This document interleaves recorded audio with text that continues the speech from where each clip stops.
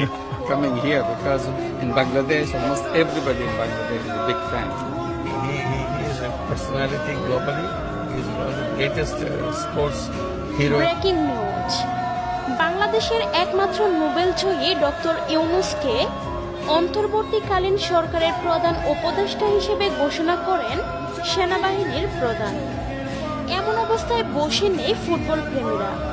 Lionel Messi ও doctor ইউনূসের একসাথে ছবি দেখে খুশিতে আত্মহারা ফুটবল প্রেমীরা। জানা যায় ছবিগুলো 2018 সালে 6 বছর আগে বার্সেলোনায় ঘুরতে গিয়ে মূলত ছবিটি তুলেছিলেন ডক্টর ইউনূস।